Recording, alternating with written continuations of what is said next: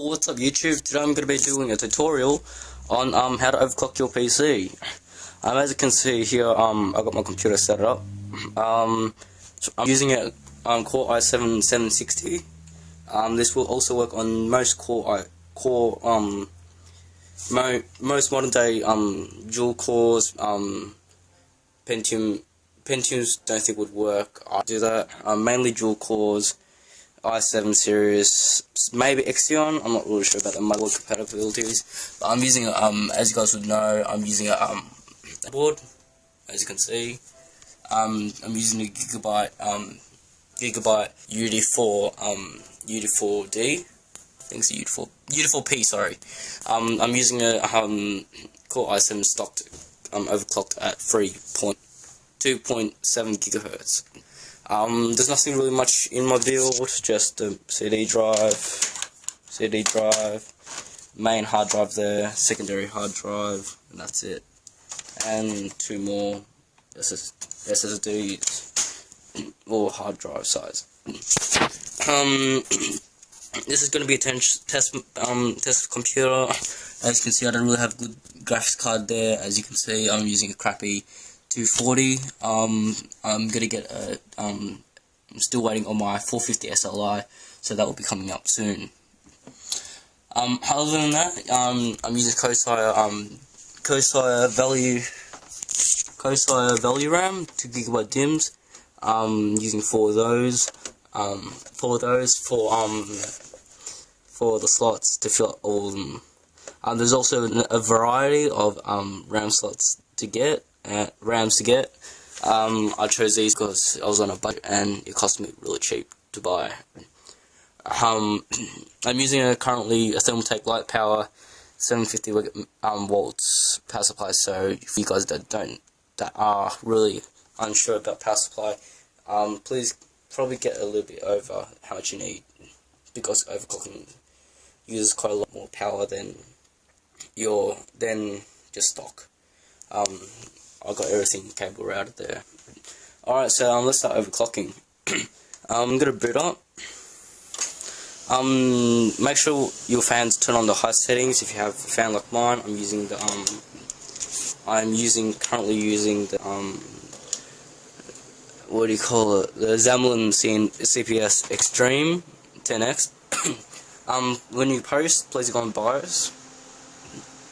As you can see, my fans are loud because I'm trying, just in case it does overheat, I'm actually getting the best cooling as possible. Alright, over here I have the CMOS setup utility. I have this is the one that I'm using from Gigabyte. So it's the 1984 to 2010 award software copyright. I think that's about it.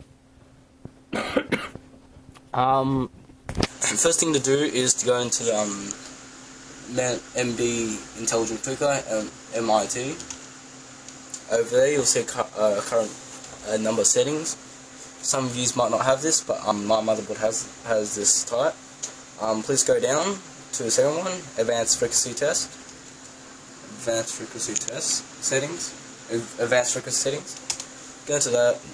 You have clock ratio, advanced CPUs, and etc. I turned on to get the best overclock as possible. Go to your max content heart. So I'm going to do ×2. Advanced cores. There's one really important thing. Intel Turbo Boost Tech. Make sure that have disabled. Otherwise, the actual eCPU will start changing cores around all that stuff and actually overclocking itself. Go down. Make sure the QPI clock ratio is on to 36, the max, I think. It'll say QPI speed. Say 7.2 gigahertz. Don't worry, that's just how it is. Uncore frequency ratio. Mine will turn out to be that. Base clock control enabled. BLK frequency. That's how many times. As you can see, I have 200 right now because I'm overclocked already. That'll be 200 times the amount of clock ratio that you have. So that will times out by that. which gives me 4.2 GHz at the moment. System memory multiplier, please keep that on 6.0 to lock the memory frequency onto 1.2 GHz, just to be safe. And after that, you can change it to your heart's content. PCI Express frequency, I got it on auto and nothing else has changed. Please make sure you're running you should be running on you should be running on 64-bit. If not, I'm not really sure why you're overclocking for. Just do that. Give your computer a check.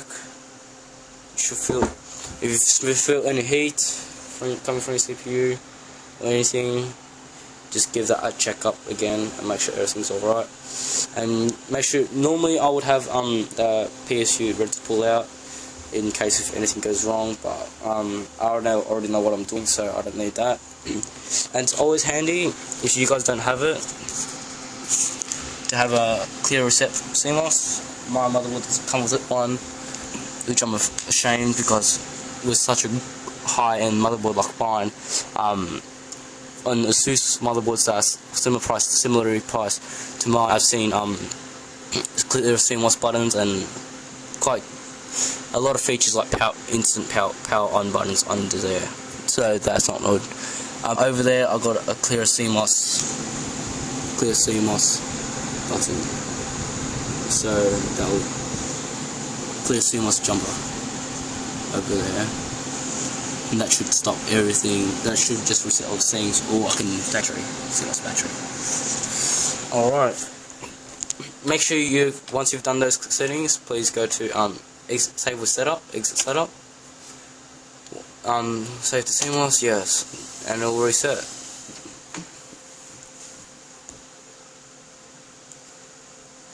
If your computer doesn't reset within about 10-20 seconds, it's a sign of that it's a sign that you're not that your computer is not functioning, and you just need to get your computer back clear CMOS.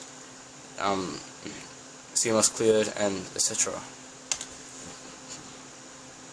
And there you go. This is just a quick tutorial on how to overclock your CPU. Quite easily. Took me a while. If you guys are worried about it, don't be worried.